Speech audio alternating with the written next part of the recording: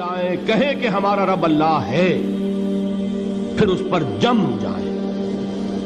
ان پر فرشتوں کا نزول ہوتا ہے، نہ کوئی غم کرو نہ خوف، خوشیاں مناؤ جنت کی جس کا تم سے وعدہ کیا گیا تھا۔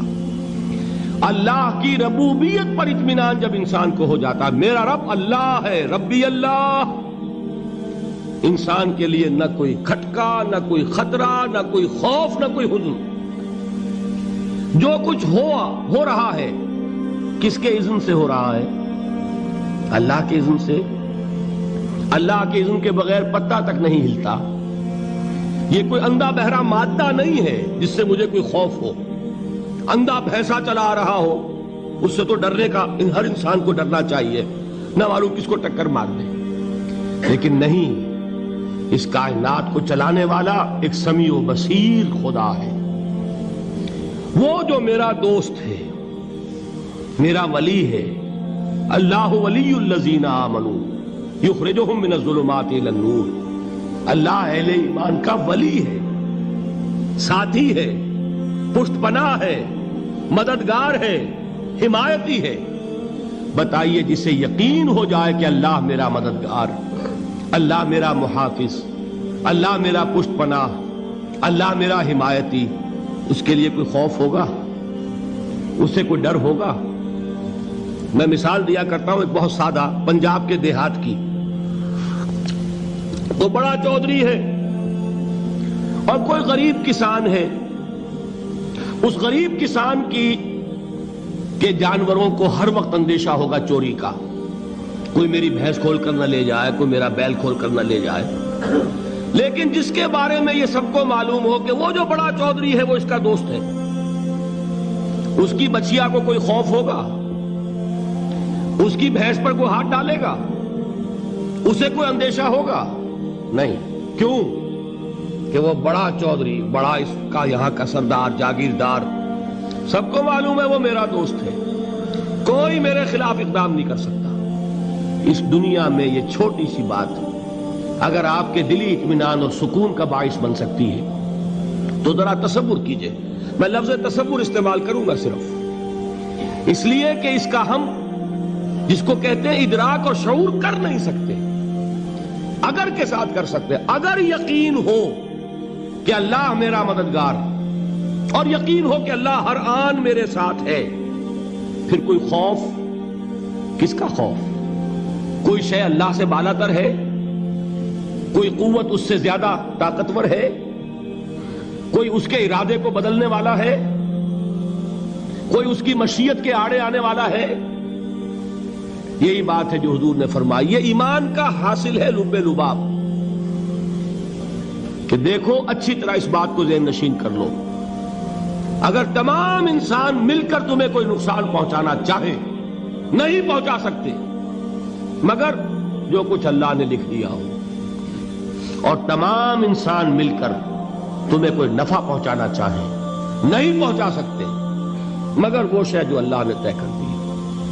آپ پھر میں کہوں گا ذرا طاری کیجئے، اسے فرض کیجئے، اسے سوچئے۔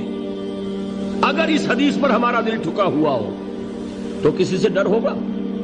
یہ مجھے نقصان نہ پہنچا دے، یہ میری رپورٹ خراب نہ کر دے، یہ میری انکریمنٹ نہ رکوا دے، یہ میرا یہ نہ بگاڑ دے، یہ میرے یہ نقصان نہ پہنچا دے۔ اس کا ڈر، اس کا ڈر، اس کا خوف، اس کی خوشامد، اس کے لیے جا کر طرح طرح سے اپنی عزت نفس کو ذلیل کروانا اس کے سامنے، یہ سب کچھ کیوں کرتا ہے انسان؟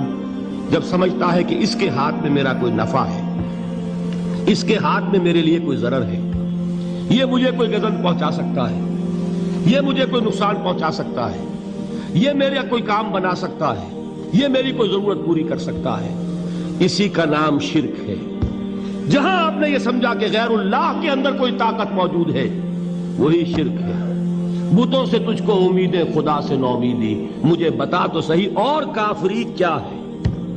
شرک تو یہ ہے جس پر بھی تمہیں یہ خیال ہے، کلمہ ہے یہ کلمہ سوم، لا حول ولا قوت الا باللہ، ذرا اس پر دل کو کبھی اگر آپ تصور کریں، پھر فرض کریں، دل ٹھک جائے اس پر، کوئی طاقت نہیں۔ یہی بات تھی جو شیخ عبد القادر جیلانی رحمۃ اللہ علیہ نے اپنی وصیت میں اپنے بچے سے کہی. 11ویں دینے والے ہیں، لیکن حضرت شیخ عبد القادر جیلانی کی وصیت اور تعلیمات کو کتنے لوگ ہیں کہ جانتے ہو؟ یہ جن مقامات تک پہنچے ہیں وہ کس چیز کی بدولت پہنچے ہیں؟ انہوں نے جو پیغام دیا وہ کیا تھا؟ اے میرے بچے، جس طریقے سے قرآن مجید میں حضرت لقمان کی نصیحتیں جو ہے نقل کر دی گئی ہیں، میں یہ عرض کروں گا بالفرض اگر قرآن حضرت عبد القادر جیلانی کے بعد نازل ہوا ہوتا تو شیخ عبد القادر کی یہ نصیحتیں بھی قرآن میں درج ہوتی. اتنی اونچی نصیحتیں ہیں. اے میرے بچے، اس حقیقت کو ذہن نشین کر لے، لا فاعل فی الحقیقت ولا مؤثر الا اللہ. اس کائنات میں نہ کوئی فاعل حقیقی ہے نہ مؤثر حقیقی ہے سوائے اللہ کے. کسی شے میں کوئی تاثیر نہیں اگر اللہ نہ چاہے. آگ جلا نہیں سکتی اگر اللہ نہ چاہے. پانی ڈبو نہیں سکتا اگر اللہ نہ چاہے. زہر ہلاک نہیں کر سکتا اگر اللہ نہ چاہے. کوئی چیز فائدہ نہیں پہنچا سکتی اگر اللہ نہ چاہے. تو در در پہ کیوں سر جھکاتے ہو؟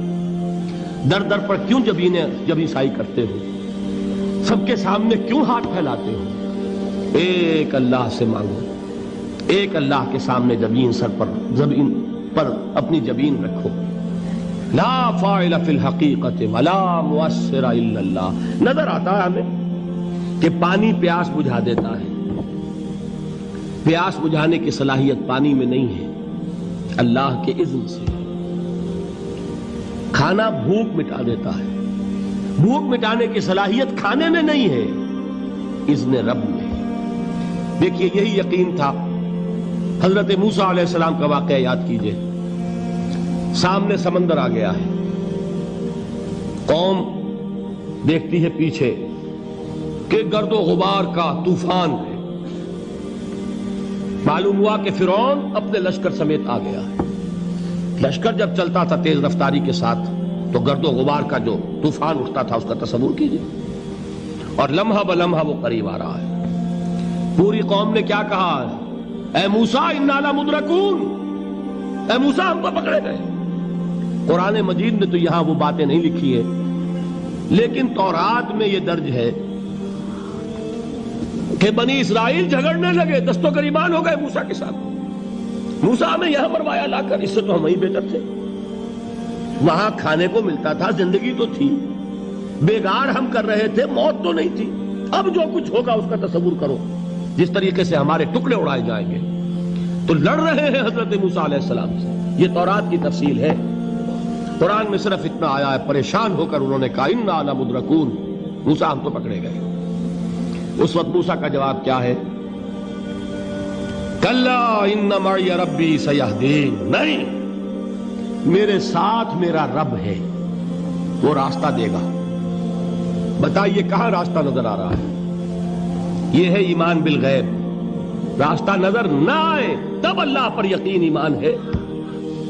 جیب میں پیسے ہوں اور تب دل کو اطمینان ہے تو ایمان کس پر ہوا؟ پیسے پر، اللہ پر نہیں. جب وسائل و ذرائع نہ ہو اور پھر یقین ہو کہ اللہ مسبب الاسباب ہے، وہ اسباب کا پابند نہیں ہے، وہ اسباب کا محتاج نہیں ہے، اسباب اس کے محتاج ہے. اگر یہ یقین ہے تو اللہ پر ایمان ہے. یہ نہیں ہے تو تمہارا ایمان اسباب پر ہے، وسائل پر ہے، ذرائع پر ہے، مادیات پر ہے، اللہ پر نہیں. اس وقت کہاں راستہ تھا؟ کوئی راستہ تھا؟ سمندر ہے اور ادھر سے لشکر آ گیا ہے. کلا ان معی ربی سیہدین. اب دیکھیے ایمان کہہ دینا آسان ہے، ہوا معکم اینما کنتم، جہاں کہیں بھی تم ہوتے ہو اللہ تمہارے ساتھ ہوتا ہے. لیکن اس کا یقین قائم ہو جائے تو زمین و آسمان کا فرق واقع ہو جائے.